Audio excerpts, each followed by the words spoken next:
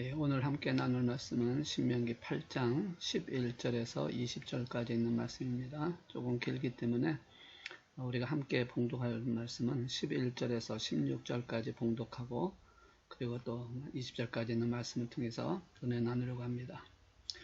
오늘 우리 함께 나눌 말씀 신명기 8장 11절에서 16절까지 우리 봉독하도록 하겠습니다. 제가 갖고 있는 성경은 275페이지에 있습니다. 그럼 우리 같이 함께 봉독하겠습니다. 시작. 내가 오늘 네게 명하는 여호와의 명령과 법도와 규례를 지키지 아니하고 내 하나님 여호와를 잊어버리지 않도록 삼갈지어다. 네가 먹어서 배부르고 아름다운 집을 짓고 거주하게 되며 또 내 소와 양이 번성하며 내 은금이 중식되며 내 소유가 다 풍부하게 될 때에 내 마음이 교만하여 내 하나님 여호와를 잊어버릴까 염려하노라. 여호와는 너를 애굽 땅 종되었던 집에서 이끌어내시고 너를 인도하여 그 광대하고 위험한 광야 곧 불뱀과 정갈이 있고 물이 없는 간조한 땅을 지나게 하셨으며 또 너를 위하여 단단한 반석에서 물을 내셨으며 내 조상들도 알지 못하던 만나를 광야에서 내게 먹이셨느니 이는 다 너를 낮추시며 너를 시험하사 마침내 내게 복을 주려 하심이었느니라. 아멘. 잠깐 한번 기도하겠습니다. 모든 것의 주관자이시며 말씀이신 하나님 아버지, 오늘 이 3일 저녁 수요일에 또 이렇게 함께 모여서 하나님 말씀을 사모하는 마음으로 주 앞에 예배드립니다. 이 시간 성령님께서 운행하여 주셔서 비록 육신의 몸은 성전에 있지 아니하지만 우리가 각 처소에서 이 시간 말씀을 보고 들으면서 하나님 은혜 가운데서 생을 얻게 하시고 또 마지막 때에 주 앞에 온전히 서는 믿음의 용서를 세우는 역사가 일어나게 하여 주옵소서. 우리를 부르시고 또 사랑해 주신 하나님의 은혜가 오늘 비록 영상으로 예배 드리지만 주님께서 함께 하셔서 놀라운 은혜가 있게 하시고 성령 충만한 역사가 저들의 심령 속에 있게 하여 주시옵소서. 이종은 십자가에 가려주시고 오늘도 말씀을 통해서 예수 그리스도만이 증거되게 해주시고 하나님의 나라만이 저들의 삶 속에 있게 하여 주시옵소서. 주께서 이 모든 것을 이루어 주실 줄로 믿고 감사드리오며 우리 주 예수 그리스도의 이름으로 기도드리옵나이다. 아멘. 할렐루야. 여러분 한 분 한 분이 주 안에서 함께 하시는 은혜 가운데서 하나님의 축복을 받고 또 건강하게 또 하나님의 사랑 안에서 세워져가는 믿음의 자녀인 줄로 믿습니다. 자, 오늘도 우리 신명기에 있는 말씀을 통해서 함께 은혜 나누려고 합니다. 오늘 말씀의 제목을 우려하시는 하나님이라고 한번 제목을 정해봤습니다. 14절에 보시면 내 마음이 교만하여 내 하나님 여호와를 잊어버릴까 염려하노라 라고 하는 말씀을 통해서 우려하신 하나님, 염려하시는 하나님이라고 말씀 제목을 한번 잡아봤습니다. 어쨌든 이 수요일날 저녁엔 우리가 신명기를 계속 강해 설교를 하고 있는데요. 여러분 건망증과 치매의 차이가 무엇인지 아십니까? 건망증은 뭔가 잊어버렸던 일을 생각났을 때, 말을 했을 때, 그랬었지 라고 생각하면 건망증이고, 그런 적 없다 라고 한다면 치매에 가깝다 라고 그렇게 얘기를 합니다. 사람의 이름을 잊어버리는 것은 건망증이라고 한다면 그 사람의 얼굴을 잃어버리는 것은 치매다 라고 볼 수가 있습니다. 어쨌든 우리가 모든 일을 다 기억할 수는 없지만 결코 잊어서는 안 될, 꼭 기억해야 할 일이 있다라는 것을 알아야 한다는 것이에요. 치매를 걸려더라도 잊지 말아야 할 것이 꼭 있다. 저희 어머님께서 이제 지금은 하나님 품에 안 계셨지만 치매가 좀 있으셨습니다. 그래서 참 많은 것을 잊어버리셨는데 그래도 하나님의 말씀은 잊어버리지 않았습니다. 그리고 늘 기도하는 그것은 잊어버리지 않았습니다. 그래서 어떤 상황이든 간에 늘 말씀 봉독하고 기도하는 것을 놓지 않았던 어머니를 생각한다면 저도 그렇게 생각합니다. 혹시 어떤 상황이 온다 할지라도 하나님께 향한 또 하나님을 향한 말씀을 잊지 않고 기억을 해야 되겠다라는 그런 마음을 갖고 있습니다. 예루살렘 통곡의 벽 입구에 가보면 유대인을 확산한 독일에 대해서 이렇게 쓰여 있다고 합니다. 용서는 하되 잊지는 말자. 이걸 다르게 표현하면 과거를 망각하면 잘못된 과거는 반복된다라는 그런 의미겠죠. 신명기 전체가 그러하듯이 오늘 말씀도 요단강 건너편 모압 땅에서 모세가 이스라엘 백성에게 하나님 말씀을 선포하는 내용입니다. 요단강을 건너가기만 하면 바로 약속의 땅 가나안 땅이 나타나는데 새로운 역사가 시작되기 직전이죠. 그런데 하나님께서는 이스라엘 백성들을 이 땅에 잠깐 머물러게 하십니다. 그 이유가 뭐냐면 요단강은 단순히 경계선이 아니라 새로운 생활의 시작이라고 하는 것을 건너간다고 하는 그 의미를 갖고 있기 때문에 새로운 생활은 과거의 생활을 청산을 해야 되기 때문에 일어나는 사건이죠. 그래서 이것은 그냥 하나의 경계선이 아니라 신앙과 세상과의, 다시 말하면 신앙과 삶의 경계선이다라고 볼 수가 있다는 것이죠. 그래서 이 경계선에서 모세는 하나님의 말씀을 받아서 또 이스라엘 백성들이 광야를 지나오는 40년 동안 있었던 그 많은 것을 이야기하고 반드시 잊지 말아야 할 것을 얘기하고 이것을 통해서 오늘 저와 여러분에게도 주시는 말씀이 있다는 것이죠. 이 말씀을 통해서 먼저 우리가 기억할 것이 무엇이냐? 그것은 바로 구원은 끝이 아니라 새로운 시작이라는 것을 꼭 기억해야 한다는 것입니다. 애굽에서 나와서 가나안 땅에 들어가는 그 모든 과정이 바로 새로운 시작이다라고 말씀하는 것입니다. 오늘 우리가 읽지는 않았지만 2절에 있는 말씀 보시면 내 하나님 여호와께서 이 40년 동안에 내게 광야길을 걷게 하신 것을 기억하라. 이는 너를 낮추시며 너를 시험하사 내 마음이 어떠한지 그 명령을 지키는지 지키지 않는지 알려 하심이라 라고 말씀하고 있다는 것이죠. 기억하라. 이스라엘 역사에서 결코 잊어서는 안 되는 최고의 순간은 아마도 홍해를 건너는 사건이 아니었을까라고 생각을 해봅니다. 그런데 이 출애굽하는 이스라엘이 홍해를 건너서 새로운 땅으로 들어간 가나안 땅으로 들어갈 것이라고 생각을 하고 들어갔는데 그들이 간 곳은 사흘 길을 걸어도 광야만 나오는 물이 없는 광야길이었다. 하나님이 이스라엘 백성들을 만나시고 출애굽기 3장 8절에 보시면 아름답고 광대한 땅, 적과 끓이 흐르는 땅에 이르게 하실 것이라고 약속을 하셨습니다. 그렇기 때문에 홍해를 건너면 그렇게 나올 것이라고 그들은 아마 큰 기대감이 있었겠죠. 그런데 사흘 길을 걸어도 물 한 방울 구경하지 못하는 황량한 광야였다라는 것이죠. 다시 말하면 홍해는 끝이 아니라 이제부터의 시작이다. 애굽에서 그래서 죄에서 구원받은 것이 이제 끝나는 것이 아니라 새로운 시작이라는 것을 말씀을 하고 있다는 것이죠. 그래서 가나안에 향한 여정의 시작은 광야로부터 시작을 한다라고 말씀하는데 왜 광야로부터 시작하느냐? 바로 이스라엘 백성들에게 훈련이 필요하기 때문에 그렇습니다. 그래서 광야 40년이라는 기간 동안은 하나님께서 이스라엘을 콩나물이 아니라 콩나무로 만들기 위한 훈련의 기간이다. 어느 시인이 쓴 시처럼 광야로 내보내는 자식은 콩나무가 되고 온실로 들여보낸 자식은 콩나물이 된다라고 그렇게 시를 만들었는데 하나님 우리를 콩나물로 키우시는 분이 아니라 콩나무로 키우기를 원하신다는 것이죠. 그런데 구원받은 자가 애굽에서 나온 자가 하나님의 자녀로 살아간다는 것, 또 구원받은 자로 살아간다는 것이 그렇게 만만하지 않다라는 것입니다. 그렇기 때문에 하나님께서는 우리를 그렇게 만드시기 위해서 광야로 이끌어 주신다라는 것이죠. 그게 바로 이 절에 있는 말씀입니다. 노예 근성을 갖고 있었던 이스라엘 백성들이 가나안 땅에 들어가서 노예 근성으로 그들과 싸울 때는 이길 수가 없다라는 것이죠. 하나님이 주시는 은혜와 축복을 누릴 수가 없다는 것입니다. 그래서 하나님께서는 그들을 광야로 이끌어서 훈련을 시키셨다. 이것이 바로 하나님께서 자녀를 사랑하시는 방식이고 은혜라는 것이죠. 왜 하필 광야입니까? 낮추시기 위해서. 그리고 말씀대로 순종하는지 안 하는지를 알기 위해서 그렇게 하셨다라고 말씀하는 것입니다. 다시 말하면 하나님은 전적으로 의지하느냐 안 하느냐라는 것을 가르치시기 위해서 그렇게 하셨다라는 것이죠. 하나님을 전적으로 의지한다는 얘기는 나를 낮추지 않고서는 불가능합니다. 한번 생각해 보십시오. 200만 명 이상의 백성들이 광야에서 내를 알 수 없는 삶을 살아간다는 것은 정말 믿음이 없이는 살기 참 피가 마를 것입니다. 하지만 그 40년 동안 하나님께서는 어떻게 하셨습니까? 철저하게 지키셨습니다. 발도 부르트지 아니하고 옷도 헤어지지 않는 사건을 통해서 하나님의 필요를 직접 공개해 주신 것을 보게 됩니다. 그래서 지금 뭘 말씀하고자 하는 것은 바로 하나님 앞에 철저하게 낮아지는 자의 모습을 이루기 위해서 그렇게 하신다. 그래서 우리가 무엇보다 중요시 여겨야 할 것은 바로 새로운 시작이라고 하는 것을 기억을 해야 한다는 것이죠.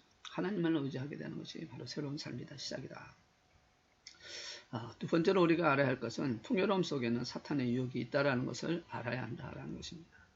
7절에서 10절에 있는 말씀 보시면 참 아름다운 땅, 얼마나 풍족한 땅인지를 잘 설명하고 있습니다. 그런데 하나님은 그들의 발걸음을 멈추게 했습니다.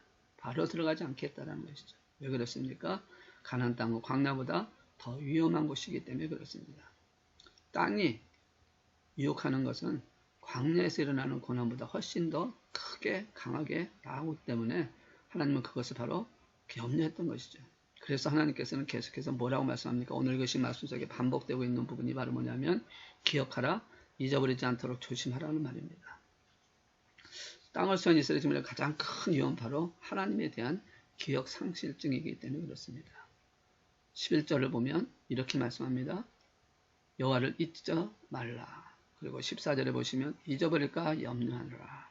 또 19절에 보시면 또 이렇게 말씀을 하고 있습니다. 네가 만일 내 하는 여를 잊어버리고 라는 말씀으로 계속 거듭 강조를 하고 있다라는 것이죠. 왜 잊지 말아야 하라고 강조하고 있는 것은 그러면 무엇을 잊지 말아야 하는 것일까? 첫째는 과거에 어려웠던 시절을 잊지 말라고 12절에서 14절에 말씀을 하고 있습니다. 12절에서 14절에 있는 말씀을 보시면 네가 먹어서 배부르고 아름다운 집을 걷고 거주하고 또 내 수양이 다 풍부하게 될 때 내 마음이 교만하여 내 하나님 여호와를 잊어버릴까? 왜 뭘입니까? 여호와는 너를 애굽 땅 종되었던 집에서 이끌어냈다. 애굽에서 종살이하고 있었던 것을 잊어버리게 된다는 거죠. 풍요로워지면 편안해지면 과거 것을 잊을 때가 많다는 것이죠. 그런 말이 있죠. 우리나라 속담에도 올챙이 개구리 올챙이적 생각을 못한다. 하나님의 특별하신 은혜로 애굽을 탈출하여 가나안 땅에 들어서 이제 안정된 생활을 하게 될 때 지난날에 어려웠던 시절을 잊어버릴 때가 많다는 것이죠. 그래서 이 유대인들은요 그것을 잊어버리지 않게 해서 이 매년 6월절이 되면요 가정에서 그것을 가리킨다고 합니다. 역사를. 그래서 우리는 노예였다. 이집트에서 노예였다. 그런데 하나님의 은혜로 우리가 이렇게 자유롭게 됐다. 우리가 노예였다는 말을 계속 강조한다는 것이죠. 자신을 비하하는 말이고 나쁘게 보면 자신의 상처에 대한 말입니다. 그래서 그걸 어떻게든 감추려고 할 때가 많습니다. 그런데 이스라엘 민족들은 그것을 계속해서 가르친다는 것이죠. 왜 그렇습니까? 비록 우리가 노예였지만 우리는 노예의 생명을 받아들이는 게 아니라 현실을 변화하고 극복해서 하나님의 백성으로서 하나님의 성도로서 나라의 백성으로서 그것을 하나님의 은혜로 된 자유를 지켜나가야 된다. 그러니까 우리의 과거가 이랬다는 것을 늘 기억해야 한다는 것이죠. 우리도 한국이 일제하에서 36년 동안 치하될 때 그것을 우리는 자꾸 감추려고 합니다. 근데 그 감추려고 하는 게 아니라 그거를 선포하라는 거죠. 우리가 이런 것도 했다. 왜? 우리들의 잘못으로 인해서. 그러므로 우리는 이제는 자유민주주의가 되기 위해서는 한거해야 된다. 6.25 전쟁 때 우리가 기억해야 한다는 거죠. 왜 자녀들에게 안 가르쳐 줍니까? 왜 잘못된 걸 가르쳐 줍니까? 그러니까 심각한 문제가 되어지는 거죠. 올바르게 가르치고 우리가 이것이 하나님의 은혜로 말미암아 자유민주주의가 되었고 지금 그것을 지키는 것이 얼마나 중요한지를 선포해야 한다는 것이죠. 우리 학생들, 우리 자녀들이 과거에 6.25가 북한에서 남침하고 인해서 일어난 사건을 모르잖아요. 그러니까 자꾸만 저렇게 북한을 자꾸 숭배하고 북한에 있는 것을 받아들이려고 하는 이런 잘못된 정권이 생기게 되는 것도 심각한 문제가 되어진다는 거죠. 두 번째로 우리가 잊지 말할 것은 하나님의 은혜를 잊지 말라는 것입니다. 15절에 보시면 광야에서 불뱀과 정갈에 시달리고 물이 없는 건조한 땅이었습니다. 그런데도 불구하고 하나님은 그곳에서 지켜주시고 물을 내주신 사건, 그래서 건조한 곳에서 물이 없는 곳에서 살아갈 수 있게 하셨던 하나님의 은혜를 잊지 말라고 말씀합니다. 성경에 출애굽기에 기록된 것을 보면 물을 낸 사건이 두 번인데요. 한 번은 출애굽한 지 1년 됐을 때 르비딤에서 일어난 사건과 출애굽 40년이 됐을 때 가네스 바다에서 일어났던 사건을 기록하고 있습니다. 지난 40년간 숱한 위기 때마다 하나님의 지켜주신 은혜를 사람들은 잊지 말라고 말씀하는 것입니다. 하나님의 은혜와 하나님의 사랑을 잊지 말라. 세 번째로 잊지 말아야 할 것은 무엇입니까? 16절에 있는 말씀 보니까 이렇게 말씀합니다. 내 조상들도 알지 못하던 만나를 광야에서 내게 주셨느니 이는 다 너를 낮추시며 너를 시험하사 마침내 내게 복을 주려 하시면이라. 하나님의 은총과 섭리를 잊지 말라는 것이죠. 하나님은 자기 백성들을 어떤 교육적인 목적을 위해서 또 우리 믿음의 사람들을 하나님의 뜻을 이루기 위해서 우리에게 시련을 주시면 그 시련이 끝나면 반드시 축복해 주신다는 것을 잊지 말라는 것입니다. 예수님도 광야로 시험 받으러 나가셨을 때 마귀에게 시험을 이기자 마태복음 4장 11절을 보시면 이에 마귀는 예수를 떠나고 천사들이 나와서 수종을 들었다라고 축복하시는 은총의 섭리를 말씀하고 있습니다. 가장 심각한 힘든과 어려움을 겪었던 욥도 욥기 42장 11절에서 13절을 보면 이렇게 말씀하고 있지 않습니까? 욥의 말년에 욥에게 처음보다 더 복을 주시나니 그가 양만 4천과 낙타 6천과 소천 거류와 암낙이 1000을 두었고 또 아들 7과 딸 3을 두었다며 하면서 모든 재산은 2배로 이렇게 하고 그 다음에 아들과 딸은 원래 있었던 대로 그대로 회복시켜 주시는 하나님의 축복을 말씀하고 있다는 것이죠. 시련은 축복의 전주곡이다. 여러분 과수원에서 가지치기를 합니다. 왜 가지치기를 합니까? 그 해에 더 좋은 더 많은 열매를 구하기 위해서 가지치기를 하는 것입니다. 만약에 가지치기를 하지 않는다고 한다면 더 이상 경쟁을 하지 않겠다라는 뜻이고 그렇게 되면 열매 맺는 것이 끝나버린다는 것이죠. 우리 그리스도인들이 하나님의 자녀인 저와 여러분이 하나님의 가지치기인 시련과 고난과 역경 그리고 훈련이 없다면 우리는 그리스도인으로서 하나님의 자녀로서 열매를 맺을 수가 없다는 것을 아셔야 된다는 것이죠. 그러나 우리가 한 가지 더 할 것은 가지치기를 할 때 힘들고 어려움이 왔을 때 그것은 꼭 그것으로 끝나는 것이 아니라 우리에게 축복하시려고 하시는 은총을 주시려고 하는 것을 꼭 기억을 하라는 것입니다. 16절에 있는 말씀처럼 마침내 내게 복을 주려 하심이라 하는 말씀이죠. 그리고 세 번째는 다른 신을 섬길까 걱정하셨습니다. 우리를 말씀합니다. 무엇을 잊지 말아야 될까? 첫째는 사탄이 여기 있다는 것, 세 번째는 다른 신을 섬기지 않도록 하나님을 우려하고 있다는 것을 알라는 것입니다. 19절 보시면 하나님의 자녀들이 하나님을 떠나 우상을 숭배할까 우려하시면서 이렇게 말씀하지 않습니까? 너희가 정녕 멸망하게 될 것이다. 우상 숭배를 금지하셨다는 것이죠. 하나님을 섬기는 것이 가장 소중한 일이기 때문에 하나님의 우상 숭배를 금지하셨습니다. 전도서 12장 13절에 보시면 하나님을 경외하고 그 명령을 지킬지어다 이것이 사람의 본분이라 라고 말씀을 하고 있다는 것이죠. 본분이라는 것은 뭡니까? 뿌리요 기초와 같은 것이죠. 기초가 잘못되면 모든 것이 무너지게 돼 있고 뿌리가 잘못돼서 말라 죽는다는 것입니다. 근본 생명에 해당되는 것이 뭐냐? 하나님을 섬기는 것이다. 그렇기 때문에 하나님을 섬기는 가장 중요하기 때문에 우상 숭배를 금지한다. 다른 신을 섬길까? 무리하셨습니다. 19절을 다시 한번 보면 이렇게 말씀합니다. 네가 만일 내 하나님 여호와를 잊어버리고 다른 신들을 따라 그들을 섬기며 그들에게 절하면 내가 너에게 증거하는 너희가 반드시 멸망할 것이다.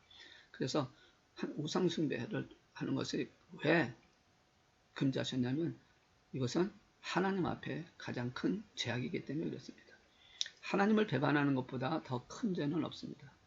물론 계명이 다 중요합니다. 하나님 말씀이 다 중요합니다. 그런데 1계명에서 4계명은 하나님에 관한 계명이고 그 가운데 우상 숭배를 금하신 것이 2계명인데 이 계명은 전체 계명이 어떻게 보면 뿌리에 해당하는 부분 1계명과 2계명이 전체 뿌리에 해당하는 부분이라는 것이죠. 하나님은 오직 하나님만을 경외해야 되고 하나님을 대신한 형상을 절대 만들지 말라고 명령하셨습니다. 왜냐하면 그것은 바로 하나님을 경멸하는 것이고 하나님의 말씀을 순종하지 못하는 하나님을 모독하는 것이고 또 하나님의 말씀을 거짓을 바꾸는 행위이기 때문에 그렇습니다. 그래서 로마서 1장 21절에서 23절에 있는 말씀 보시면 우상 숭배자의 어리석음을 이렇게 지적하십니다. 그 생각이 허망해지며 미련한 마음이 얻어졌나니 스스로 지혜 있다 하나 우준하게 되어 썩어지지 아니하는 하나님의 영광을 썩어질 사람은 금수와 버러지 형상으로 바꿨느니라고 하셨습니다. 우상 숭배는 그만큼 큰 죄악이기 때문에 하나님께서 우상 숭배를 금하신다는 것이죠. 또한 우상 숭배를 금하는 이유 세 번째는 하나님의 진노가 임하기 때문에 그렇습니다. 신명기 5장 8절에서 9절에 있는 말씀을 통해서 너는 나 외에 다른 신을 내게 있게 말지니라 너를 위하여 새긴 우상을 만들지 말고 또 위로 하늘에 있는 것이나 아래로 땅에 있는 것이나 땅 아래 물속에 있는 것이 나무 형상인지 만들지 말며 그들에게 절하지 말며 그들을 섬기지 말라. 나 여호와 너희 하나님은 질투하는 하나님인지요 하셨습니다. 이게 뭡니까? 제2계명이죠. 하나님은 질투하시는 하나님입니다. 다시 말해서 하나님의 진노는 진노가 임하게 될 수밖에 없다라는 것을 말씀을 하고 있거든요. 자, 하나님께서 어떤 진노를 할까요? 무서운 진노입니다.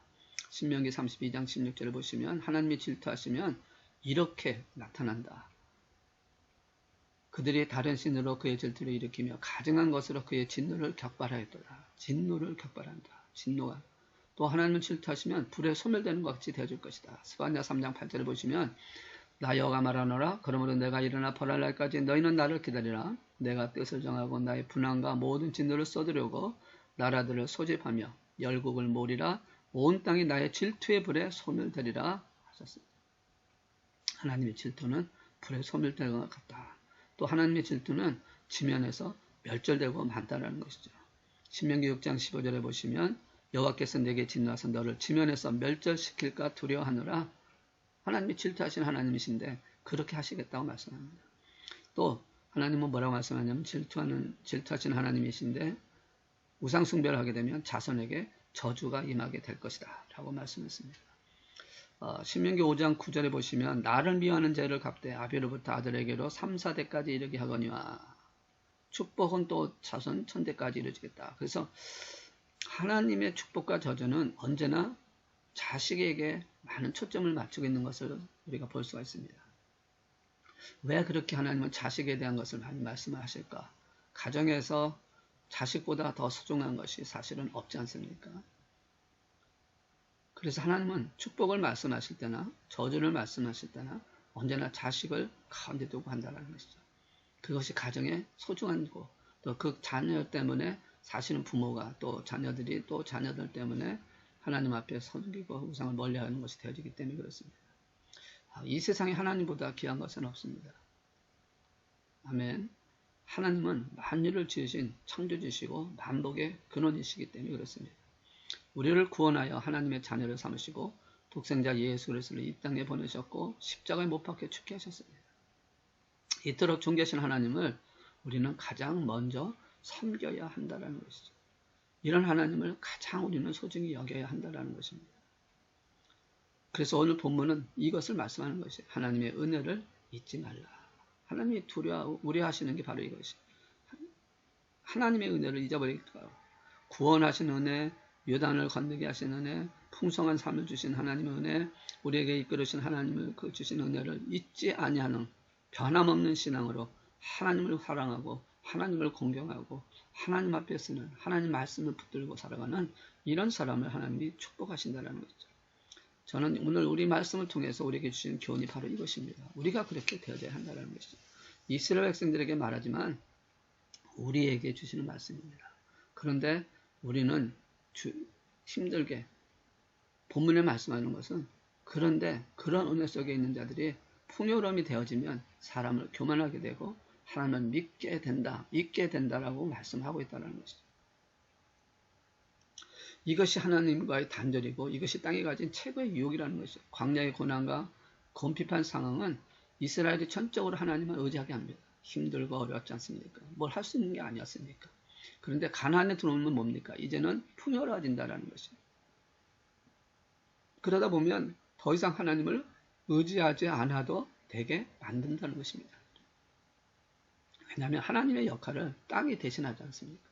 하나님께서 만나를 주시고 하나님께서 반석에서 물을 줬던 것을 이미 가나안 땅 적과 꿀이 흐르는 땅이었기 때문에 심으면 나고 물이 이미 고여있는 상태. 그러니까 하나님을 대신하게 되는 것이 땅이 하고 있거든요. 그러니까 이제는 뭐만 합니까? 하나님의 도우심에 의지하기보다는 자신의 생각과 자신의 계획과 자신의 의지대로 한다는 것이죠. 남보다 더 많은 땅을 차지하려고 한다 그러면 24시간이 모자랄 정도로 더 정신없이 살아가는 거예요. 그게 세상적인 법이거든요. 땅의 수확을 늘려준다고 하는 가나안의 문화를 만들어가는 거 아닙니까? 그러니까 가나안에서는 하나님이라는 존재가 오히려 부담스러운 존재가 되는 거죠. 내가 열심히 일하고 내가 열심히 노력하고 열심히 구하면 되어지는 사건이 너무 많아지니까 풍요로워지니까 이제는 하나님을 의지하려고 하는 그 마음을 잊어버리게 된다는 것이죠. 모든 열방을 구원하시기 위한 통로로 자신을 택하셨다라고 하는 우리를 불러 하나님의 자녀로 만드셨다라고 하는 그것을 잊어버리고 주어진 환경에서 누리는 그런 풍요로움을 위해서 살아가고 있다는 것이죠. 나를 부르신 하나님의 구원의 그 목적을 잊어버리고 내게 주어진 하나님의 축복만을 바라보면서 그래서 이 땅에서 잘되고 이 땅에서 먹는 풍요로운 것을 누리며 쫓아가다 보니까 내가 왜 이렇게 하나님의 부르심을 받았는지 하나님의 자녀가 됐는지 구원받은 자에 대한 것을 잊어버린다는 것을. 물론 교회에 참석을 하죠. 참석 안 하는 게 아닙니다. 교회 다닌다고 해서 하나님 믿지 않고 있다는 착각에 빠지지 말라는 것이죠. 왜냐하면 이스라엘도 역시 가나안에서 열심히 제사를 드렸습니다. 그런데 문제는 뭐냐면 비극이 뭐냐면 하나님의 기적, 하나님의 역사를 더 이상 기대하지 않았다라는 것이에요. 하나님은 성경 속에서는 살아계시지만 내 삶 속에서는 더 이상 살아계신 분이 아니라는 것입니다. 근데 우리도 그럴 때가 얼마나 많습니까? 우리가 하나님을 믿고 세상에 살면서 교회 가서 예배드리고 그리고 옵니다. 교회에서는 살고 있고 교회에서는 세상에 하나님이 살아계시는 분이라고 얘기합니다. 그런데 내 삶 속에는 아니라는 것이에요. 내 생활 속에서는 아니라는 것입니다. 여호와는 나의 목자시니 내게 부족함이 없으리로다 라는 이 말이 땅과 재물은 나의 목자니 내게 부족함이 없다라고 하는 이상한 도리, 이상한 이상적인, 이상한 그 인본주의, 이상한 물질 만능주의에 빠져서 지금 그렇게 살아가고 물질을 사명하고 물질을 바라보면서 살아가는 자들이 얼마나 많냐라는 것입니다. 우리가 지금 예수를 믿고 달려가는 것이 무엇입니까? 원하는 것이 무엇입니까? 왜 예수를 믿고 신앙의 길을 걸어가고 있습니까? 오늘 우리가 이것을 이길 수 있는 방법은 오직 하나입니다. 18절에 있는 말씀 보니까 이렇게 말씀합니다. 네가 하나님 여호와를 기억하라. 그가 내게 재물 얻을 능력을 주셨습니다. 이같이 하심은 네 조상들에게 맹세하신 언약을 오늘과 같이 이루려 하심이니라 라고 말씀합니다. 이스라엘 백성이 정말 가난해서 하나님의 도움 없이 살아갈 수 있을까요? 아니죠. 불가능합니다. 하나님 없이는 살 수 있다고 생각하는 그 자체가 교만이고 착각이라는 것이죠. 눈에 보이는 땅의 토산을 보고 그렇게 생각할 수 있지만 하나님이 계시지 않고는 광야든 가나이든 살아갈 수 없다라는 것입니다. 내 하나님 여호와를 기록하라. 그가 너에게 재물 얻는 능력을 주셨다라는 것입니다. 그가 내게 재물 얻을 그가 가나안 땅에 이끌어 가시다. 하나님만이 하셨다는 것입니다. 하나님께서 지금 주시는 이 말씀, 이스라엘 백성들이 요단강에서 이제 건너가기 직전에 철저하게 지금 강조하는 것은 하나님께서 우리를 이렇게 이끌으셨다라고 하는, 그래서 11절 후반부에 있는 말씀처럼 뭐라고 말씀합니까? 여호와를 잊어버리지 않도록 삼가라. 여호와를 잊어버리지 않는 것이 이것이 가장 중요하다고 말씀하는 것입니다. 40년 동안은 네게 광야길을 걷게 하신 것을 기억하라는 것이죠. 이제 그 하나님께서 가나안 땅에서도 역시 똑같이 우리를 이끌어 가실 것이라는 것입니다. 이 말씀을 기억하지 못하면 반드시 멸망하게 되어진다는 것이죠. 가나안 땅에 들어가서 하나님이 나를 인도하셨고 이 가나안 땅도 하나님이 나를 인도하실 것이라는 것을 잊어버리고 그래서 하나님을 떠나서 우상을 숭배하고 그리고 자신의 어떤 목적을 위해서 달려간다면 바로 멸망당할 수밖에 없다라는 것을 말씀하고 있습니다. 그런데 우리가 알고 있듯이 이스라엘 백성들이 가나안 땅에 들어가서 점차 하나님께서 이렇게 이끌어오셨던 하나님의 인도하심을 잊어버리게 되니까 결국 어떻게 됩니까? 바벨론에 의해서 멸망당하는 사건을 청하게 됩니다. 여러분, 하나님은 우리를 적과 꿀이 흐르는 땅 가나안 땅에 살기를 원하십니다. 그런데 이 적과 꿀이 흐르는 땅에서 살아가는 방식이 있다는 것을 기억을 하는 것이 하나님은 이걸 지금 말씀하는 거예요. 하나님은 가나안이라는 정착지에서 살되 이 마치 광야에서 사는 것처럼 살아라고 하는 것이 바로 가나안 땅에서 살아가는 방식이라고 말씀하고 있는 것입니다. 가나안 땅의 정신에 취하는 것이 아니라 하나님의 법대로 살아가라는 것입니다. 우리가 세상에 살고는 있지만 우리는 세상의 방법대로 사는 게 아니라 하나님의 방법대로 사는 것이다. 하나님의 말씀대로 살아가는 것이다. 하나님의 뜻대로 살아가는 것이다 라고 말씀합니다. 물론 이것은 사실 굉장히 힘든 것이죠. 약대가 바늘귀로 들어가는 것처럼 어렵고 불가능한 것입니다. 그러나 성경은 분명히 비결이 있다고 말씀합니다. 예수님께서 사람에게 시험 받으실 때 인용하셨던 말씀인데요. 그것은 바로 어떤 말씀입니까? 오늘 읽지는 않았지만 8장 3절에 보시면 이렇게 말씀을 하고 있습니다. 너를 낮추시며 너를 줄이게 하시며 또 너를 알지 못하며 내 조상들도 알지 못하던 만나를 내게 먹이신 것은 자, 그 다음에 사람이 떡으로만 사는 것이 아니요 여호와 입에서 나오는 모든 말씀으로 사는 줄을 내가 알게 하려 하심이니라 라고 말씀합니다. 예수님께서 마귀에게 시험 받을 때 하셨던 말씀이죠. 여러분, 우리는 지금 요단강 앞에 선 이스라엘과 다르지 않습니다. 하나님 나라에 들어가기 위해서 우리가 잊지 말아야 할 것이 있다라는 것이죠. 바로 지금 이곳에서 우리가 살고 있는 이 땅에서 우리는 떡으로만 사는 것이 아니라 하나님의 말씀으로 산다는 것을 깨닫는 믿음입니다.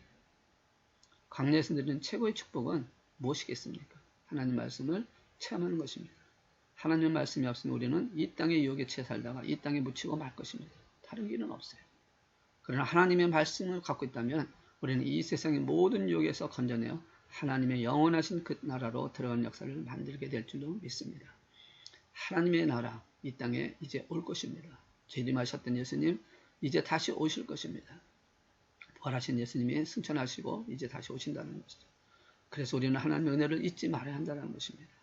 17절, 18절에 분명히 말씀하고 있지 않습니까? 하나님의 은혜를 잊지 말아라. 우리가 반드시 기억해야 할 것은 살아계신 하나님이 바로 예수 그리스도가 내 구주라는 사실을 잊지 말아야 한다는 것입니다. 이 믿음이 확실히 있다면 우리는 날마다 승리할 줄로 믿습니다. 하나님께서 내 아버지가 되시고 예수님께서 내 구주가 되신다는 믿음을 확실히 한다면 우리는 인생을 겪고 헛되게 살지 않게 되어진다는 것이죠. 모든 세상적인 기억은 사라진다 할지라도 우리에게 갖고 있어야 할 것은 뭡니까?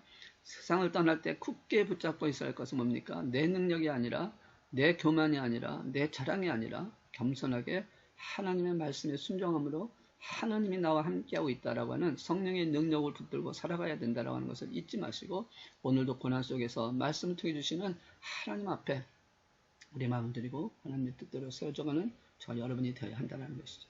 그래서 모세는 이스라엘 백성들에게 선포하고 권면하고 있는 것입니다. 잊지 말라라는 것입니다. 하나님이 지금까지 이끌어 주셨던 그 모든 것을 잊지 말라는 것입니다. 머리부터 발끝까지 그 모든 삶, 인생의 모든 것을 하나님이 이끌어가고 계신다. 그 하나님이 이끌어가시는 그것을 잊지 말고 하나님의 말씀대로 그래서 내게 주어지는 환경에서 말씀대로 살아가기 위해서 최선을 다하는 저와 여러분이 되어진다면 하나님께서 우리를 놀라운 은혜 가운데 승리하는 삶을 살게 할 줄로 믿습니다. 하나님을 잊지 말고 늘 감사하며 살아가는 저와 여러분 되시기를 주님으로 축복합니다. 고난 속에서도 말씀을 통해 오늘도 역사하시는 우리 하나님 함께 예수 그리스도의 능력, 성령의 능력으로 사랑과 감사와 나눔을 풍성하게 하는 그래서 믿음의 사람으로 세워가는 저 여러분 되셔서 맡기신 사명도 잘 감당하며 승리하며 살아가는 모두가 되기를 주의 이름으로 축복합니다. 아멘. 기도하겠습니다.